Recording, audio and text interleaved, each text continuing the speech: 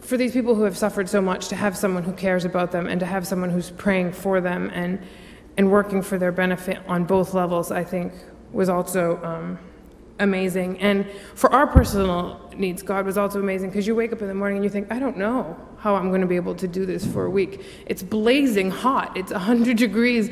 I'm sweating every moment I'm awake and when I'm sleeping. And you're like, how am I going to get through a week? And Monday afternoon, I'll admit, Monday night, it was a long day. We set up. I came home and I thought, oh, goodness, what have I signed myself up for? But all of a sudden, it's Friday morning, and I think, what? I'm not coming back tomorrow? How did that happen? How am I going to go back to the United States? I don't want to. I want to stay here and help these people. So you're provided for, whether you even know what you need or not. God provides, and it was amazing.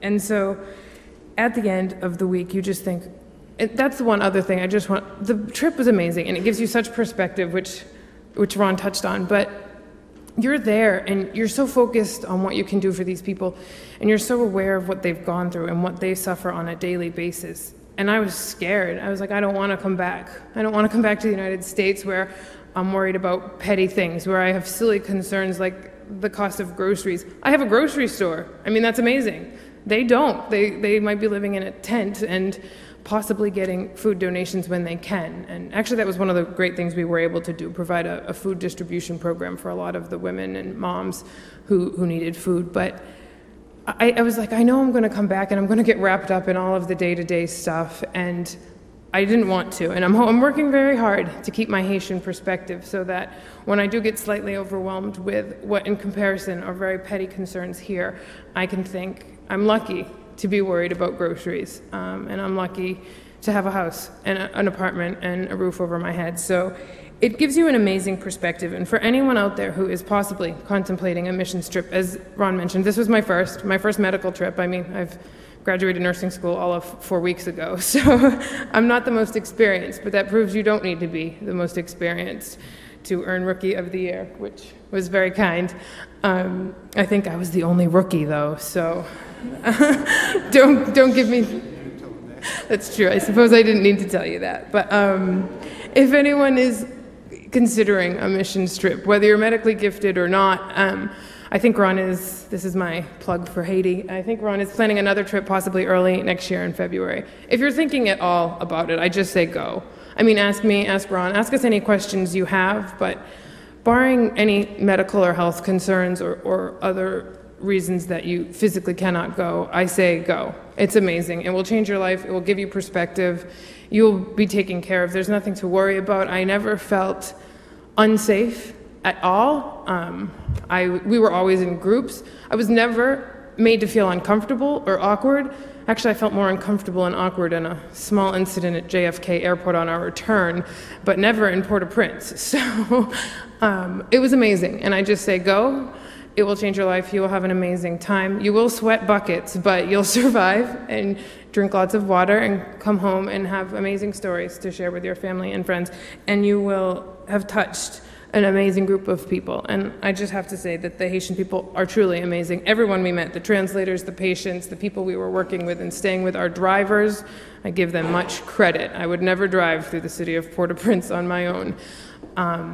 And it's amazing. And I guess that's pretty much all I have to say. Good job.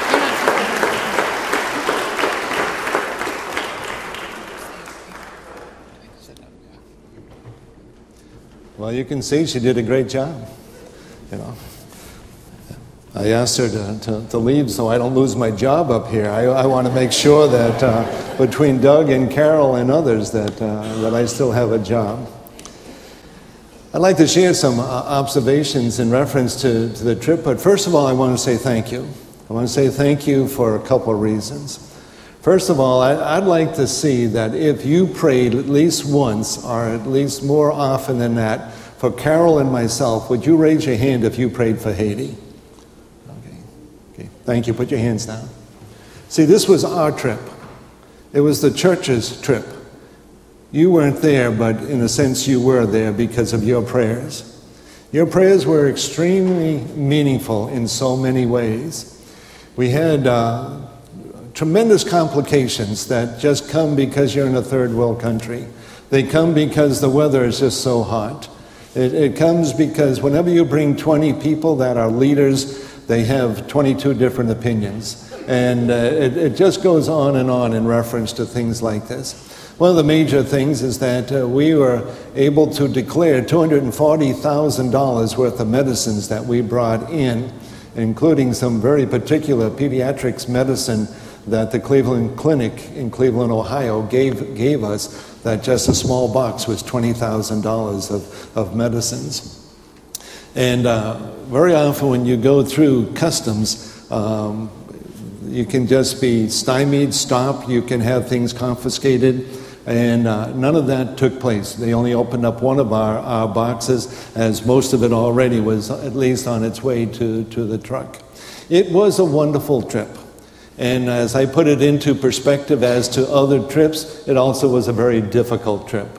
It was difficult because of Port-au-Prince. Most often we go to Maysad, which again is the Baptist General Conference location in Haiti. And so if any of you want to go either the 3rd or the 4th week in February, that's when the next trip is planned, we'll be going to Maysad, and it will be a little easier than really going to Port-au-Prince, in that there's a major church, there's a school, there's an orphanage, and there's a street children's ministry, and there's many different kinds of things that we do.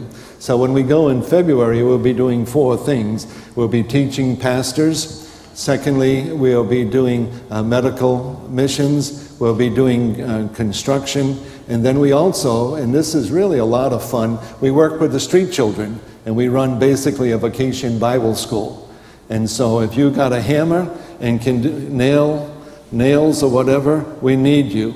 If you can speak in front of a group and have something to share, we need you. If you can work with children, then your heart is just going to be filled with great joy working with the street children.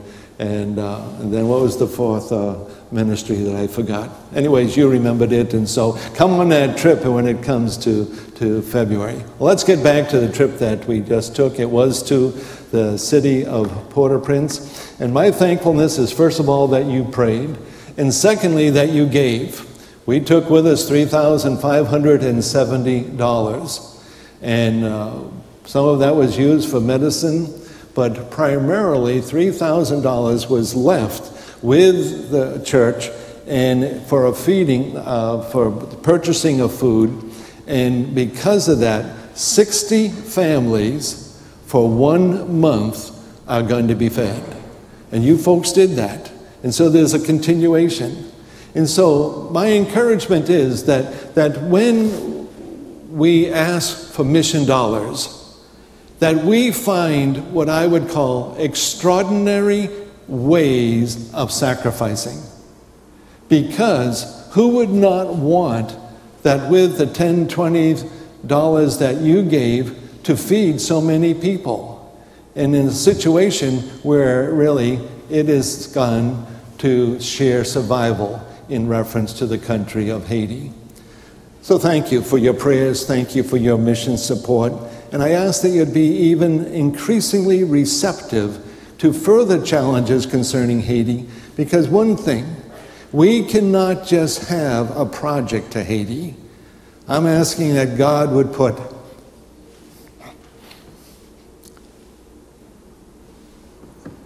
what would in fact put Haiti on our heart. See, I just don't believe that life can continue on with the same perspective when God gives another perspective. And I just believe that for my own family and for myself, I have to find ways to pray more intelligently, more consistently, and to sacrifice so that those who have so little can have something. We're not talking about buying Mercedes for people in Haiti. We're talking about food for children.